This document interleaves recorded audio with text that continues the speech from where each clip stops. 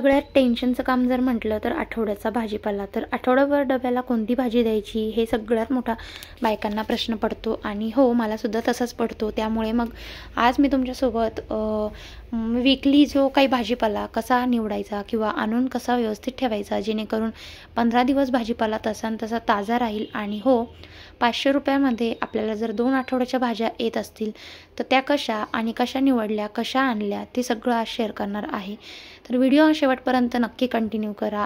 तर बऱ्याच वेळा असं होतं की भाजीपाला आणला की खूप सडतो, फ्रीजमध्ये ठेवला की पाणी वगैरे लागलं की अजून भाजीपाला खराब होतो. तर फ्रीजचं टेम्परेचर जर आपण नॉर्मल जर ठेवलं तर कोणतेही जर सीझन असला तिन्ही सीझनमध्ये आपण नॉर्मल टेम्परेचर ठेवायचं, ज्यामुळे आपलं फ्रीज खराब देखील होत नाही आणि व्यवस्थित सगळा भाजीपाला तसाच राहतो. तर सगळ्यात आधी बघा भाजीपाला मी सगळा बाजारातून ज्यावेळेस आपण घरी आणतो ना भाजीपाला तर सगळा असा ओतून घ्यायचा. कारण कसं आहे ना पिशवीमध्ये कुठे आता पावसाळा चालू आहे त्यामुळे पालेभाज्यांमध्ये किडे वगैरे किंवा काही जाऊन बसलेलं असतं. त्यामुळे असं काढून व्यवस्थित आपण कॅरीबॅग वगैरे झटकून घ्यायची जेणेकरून त्यामध्ये जर काही बसलेलं असेल काही निघतात, किडे निघतात, अळ्या निघतात. त्यामुळे असं एकदा ओतून घ्यायचं. त्यानंतर मग व्यवस्थित आता हे जे कंटेनर आहे छोटे छोटे तर हे प्लॅस्टिकचे कंटेनर माझ्याकडे असतातच, भरपूर व्हिडिओमध्ये तुम्ही बघितलंच असेल.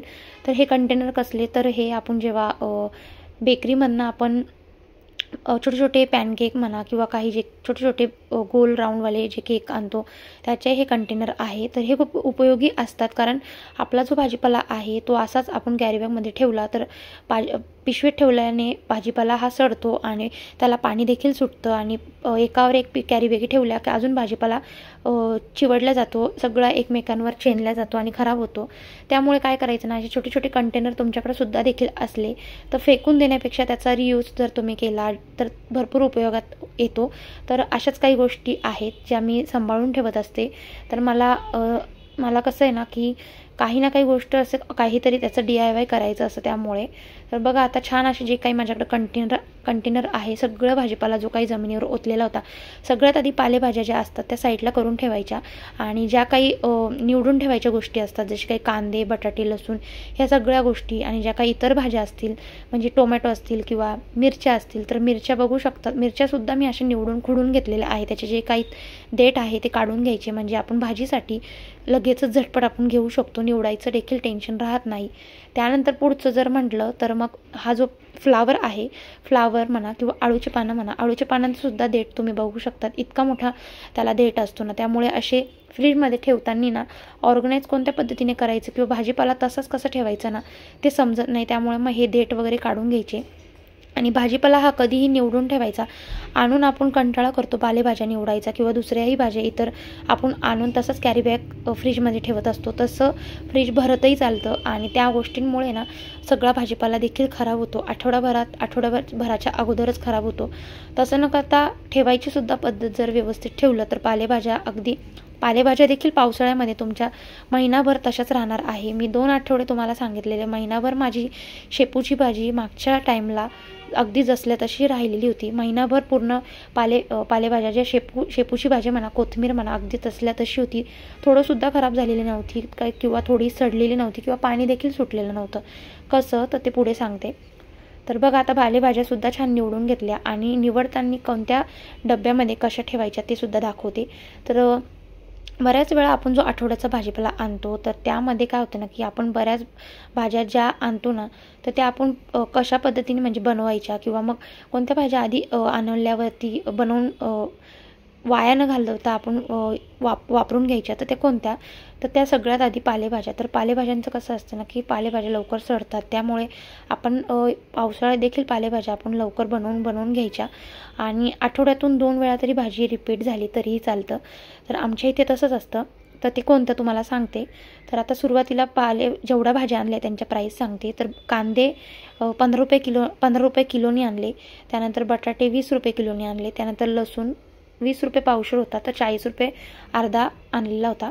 त्यानंतर आता हे लिंब 10 रुपयाचे इतके आलेले होते आणि अशा पद्धतीने मी त्यांना असे कंटेनर केलेले आहे. कोथिंबीर बघू शकतात, शेतकरी होते त्यामुळे मग आपल्याला भाजीपाला अगदी स्वस्तात मस्त मिळतो. तर तुम्ही जर तुमच्या इथे पण जर आठवडी बाजार भरत असेल तर नक्कीच तिथूनच घेत जावा. कारण कसं आहे ना, आठवडी बाजार जेव्हा आपण जातो ना, शेतकरी जे व्यापारी असतात ना, तर व्यापाऱ्यांकडनं खरेदी केल्यावरती त्यांच्याकडे थोडीशी प्राईस जास्त असते.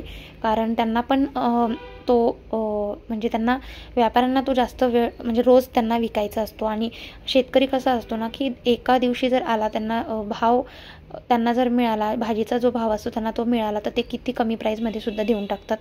तर आमचा हा जो भाजीपाला आहे मी शेतकऱ्यांकडूनच आणलेला आहे. आणि बऱ्याच वेळा काही व्यापारी असतात त्यांच्याकडून सुद्धा मी भाव वगैरे करूनच आणत असते.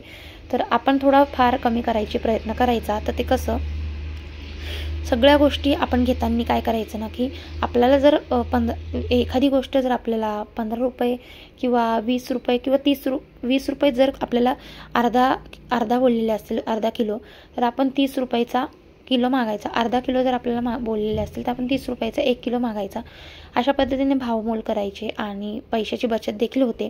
तर एक्स्ट्राच्या गोष्टी जर बोलल्या तर मग्गा नव्हता तर मग्गा 20 रुपयाला आणला. हे जे चाप होते कपड्यांचे, तर हे काय होतं ना, की कपड्या लावायला काहीच नसतं, सगळे हरवून जातात किंवा खालती पडतात. त्यामुळे मग हे 20 रुपयाला मी चापांचं बॉक्स आणलेलं होतं. आणि ही पोळ्या ठेवण्यासाठी ही प्लेट आणली 10 रुपयाची. त्यानंतर बघा आता सगळं व्यवस्थित कसं ऑर्गनाईज करायचं तुम्हाला व्हिडिओत दाखवलेलंच आहे. व्यवस्थित असं ऑर्गनाईज करून घ्यायचं.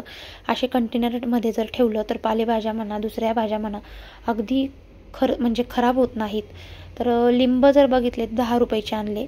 मिरच्या जर बघितल्या तर 15 रुपयांनी पावशेर आणलेल्या होत्या. त्यानंतर कशा ना, ज्या भाज्या आपण खात असतो डेली, आपण ज्या आणतो ना, तर त्या आपल्याला 2 आठवडे कशा जातील. तर मी आता सांगते मी कसं प्लॅनिंग बनवते. तर आठवड्याभरात थोडंसं कडधान्य देखील मी बनवत असते. आठवड्याभरात आमटी बनवत असते माझ्या घरामध्ये. किंवा तुम्हाला घरामध्ये जर काही भाज्या आवडत नसेल तर तुम्ही दशम्या बनवू शकतात. मिक्स भाज्यांच्या दशम्या बनतात. बाजरीच्या पिठामध्ये तुम्ही टोमॅटो कांदा घालून सुद्धा दशम्या बनतात.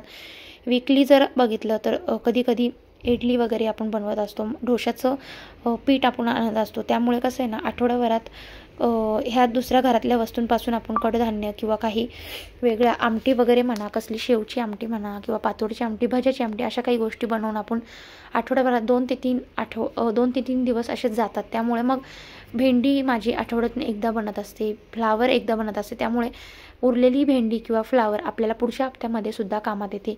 त्यानंतर टोमॅटो जर बघितले तर 20 रुपये किलो आणले होते. अगदी मस्त भेटले. शेतकरी होते, चांगले होते ते बाबा. त्यांनी अगदी ताजा माल भाजीपाला त्यांच्याकडे होता. तर बघा आता ठेवताना सुद्धा काय करते ना, सगळ्यात अगोदर फ्रीज पुसून घेत असते. फ्रीज माझा नेहमी ऑर्गनाईज असतो. कुठेही काही सांडलेलं भाजीचं म्हणा किंवा काही दुसरंही काही पिठाचं वगैरे काही हात लागलेलं नसतं. काही भाजीपाल्याचं सुद्धा काही सांडलेलं नसतं.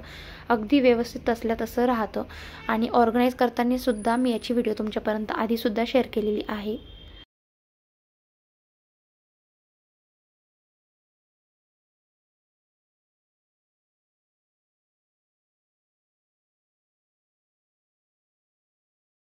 भाजीपाला घेताना कधी आपण भावमोल करायचा असतो. तर तशाच पद्धतीने मी सुद्धा करते आणि पैशांची आपली आठवड्याची बचत होते. एक आठवडा भाजीपाला आणायचं टेन्शन जातं. अशा पद्धतीने मी आठवड्याचं जे काही रुटीन असतं, जे काही स्वयंपाकाचं, जे काही भाज्यांचं टेन्शन असतं, तर असं मी सॉल्व करते.